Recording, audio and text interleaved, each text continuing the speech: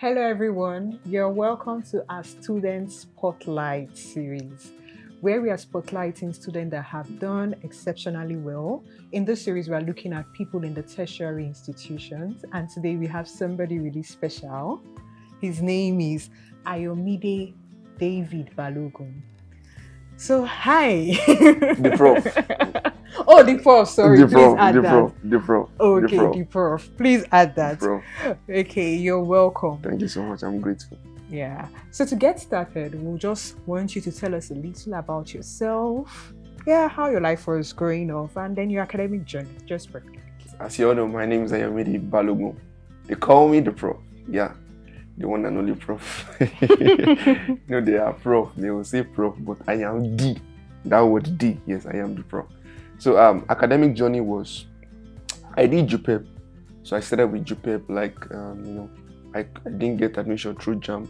So I started as a JUPEP student. So it was even law I wanted to study.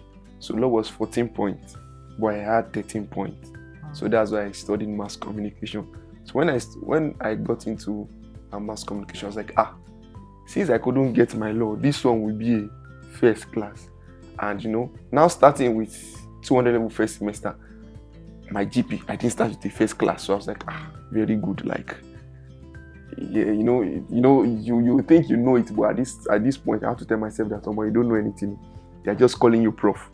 You need to actually sit right. And after that first semester, I went reading. I went to the division board, wrote to division, tell myself that I must graduate with the first class, and that is why I am here today as a first class graduate of the Department of Mass Communication, University of Lagos. Awesome. Thank you so much. Great. So that means you didn't.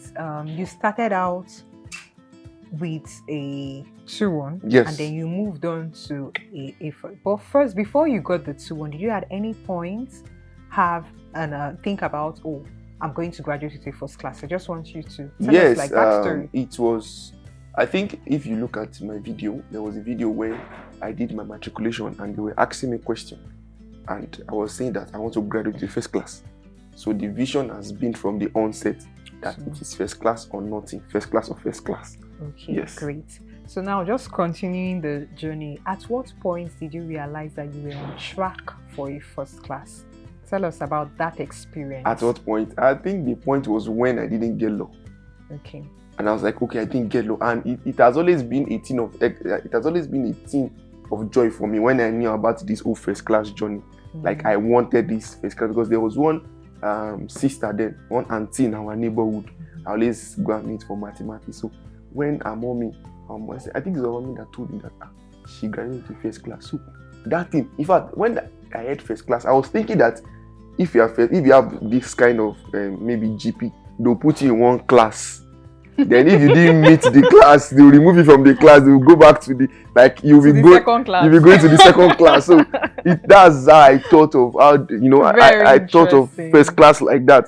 So I was like, why will I be in second class when there is first class? Are they not people there too? So I wanted to be in that position too. So it has only so I was like our first class. So I didn't know that it was GP, maybe grade point. I was thinking it was maybe if you have a particular score, there is a first class, second class, I was not thinking about it, that how will it be that maybe you're on first class, God forbid you dropped, you now move to the second class. Yeah.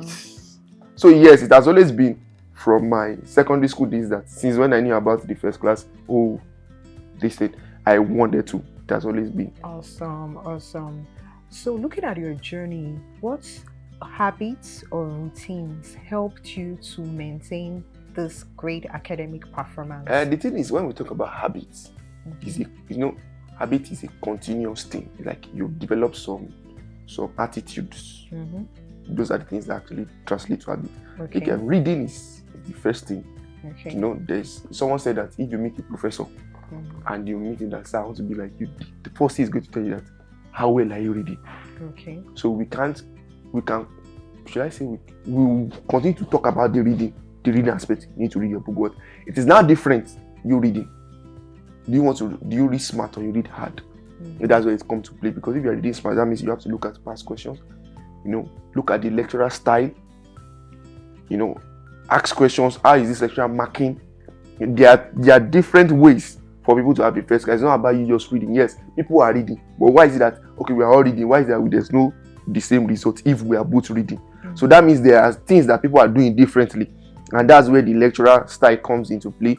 Yourself reading, it has to. You have to just remind yourself of different things. There are learning styles. Some people use auditory. Some people use oral. Some people use a lot of things. Some people use a lot. It can be recordings basically.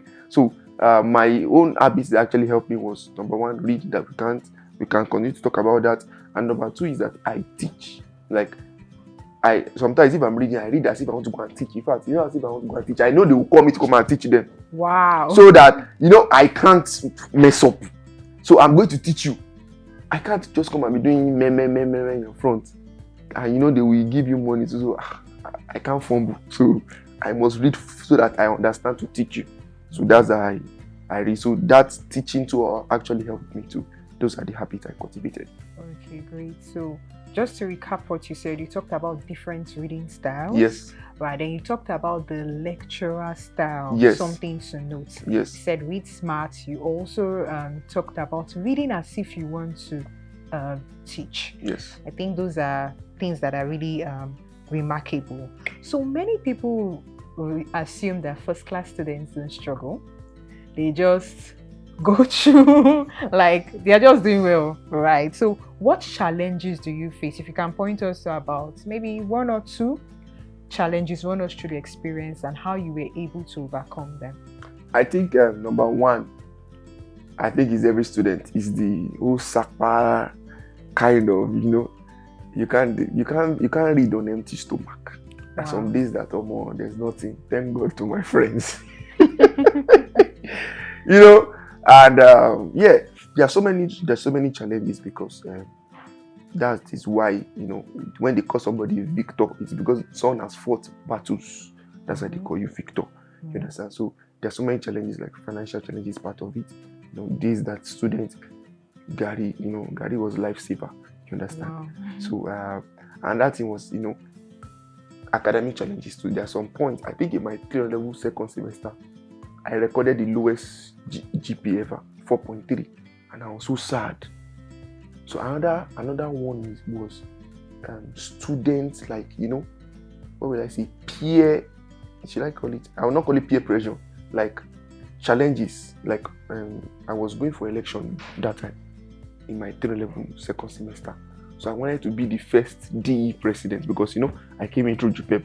So I was a direct entry student. Okay. So I wanted to be because people that are presidents are always people that started from 100 level.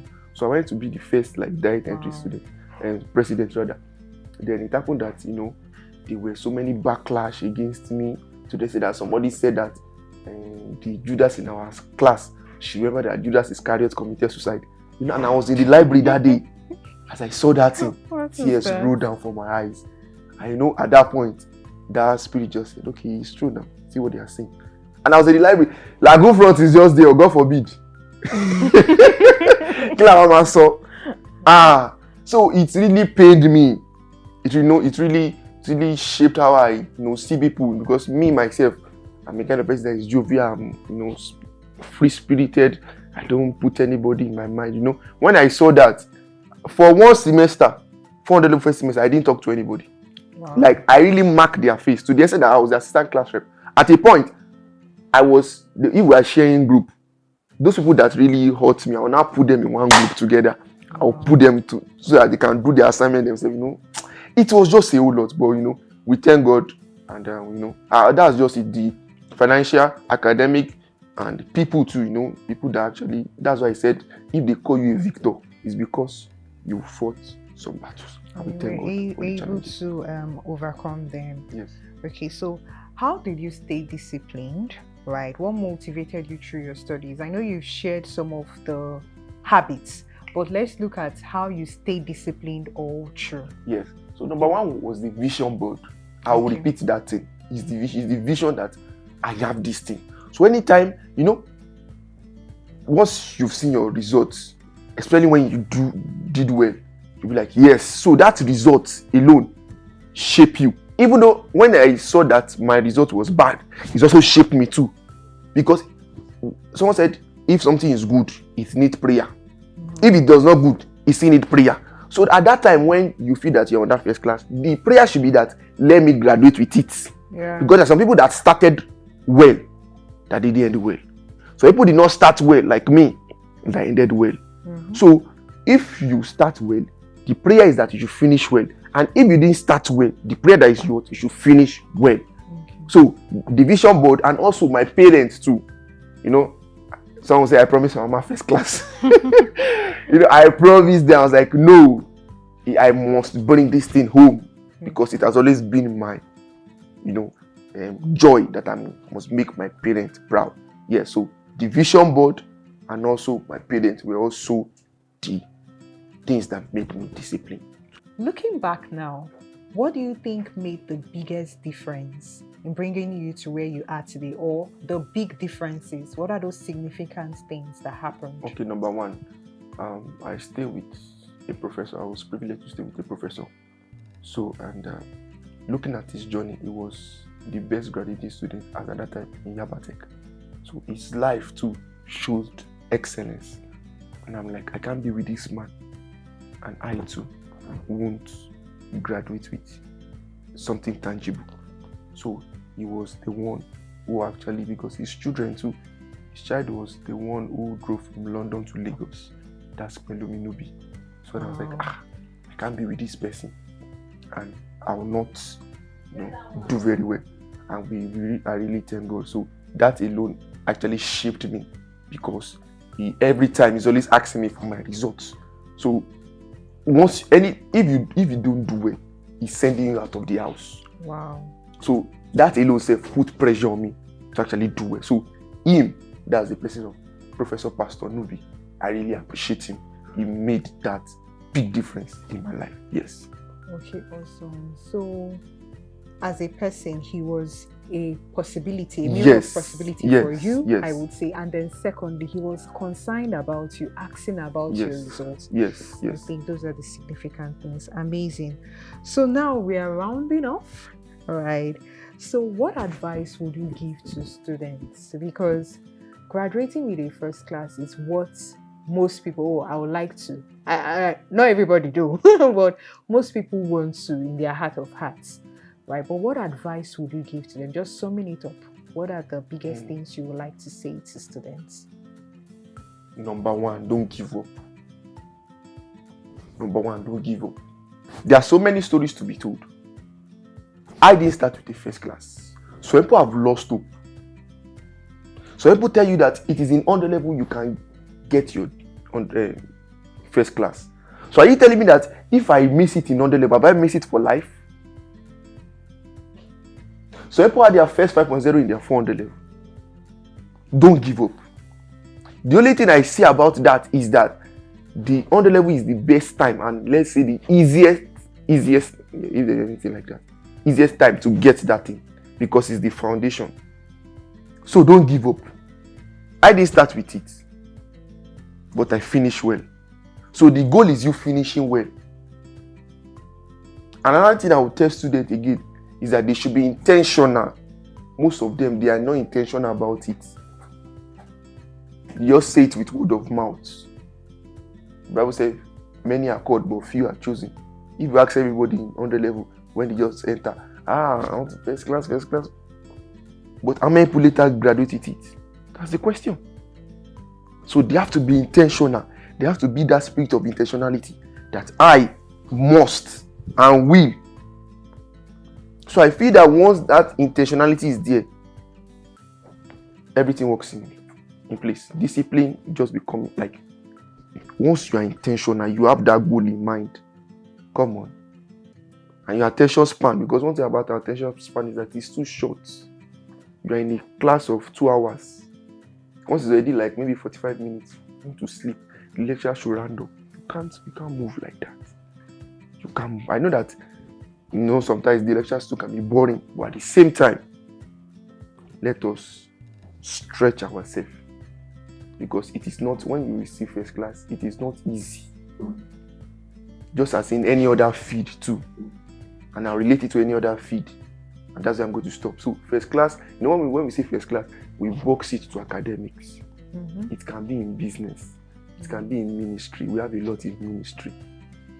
We have a lot in the acting world. We have a lot in the fashion world. When you hear, if they say first class in the fashion world, the people that sew clothes, the first person you first think of is Vicky James. Another person you think of is this man wife. I've forgotten her. This Peter Okokpi wife. Okay, you understand? that is Prudence. Prudence, yeah, Prudence Gabriel. God bless you. So first class should not be restricted because it's not everybody that will excel academically. There are other spheres to excel. So what will I say? Be intentional, but we are restricting it to academic now. Be intentional. Be intentional. You can get it and you will get it. I'm waiting for your testimony. Okay. Yes. So there you have it. Don't give up and be intentional. All from the prof. I hope you enjoyed this episode of the Student Spotlight here on the Yaka Initiative. So ensure you share, you comment, you subscribe, and just keep following us for Subscribe. more. Yeah. Press it now. Press that thing now. Okay, thank you so much. It was fun having you. Thank you so much. Thank you, everyone.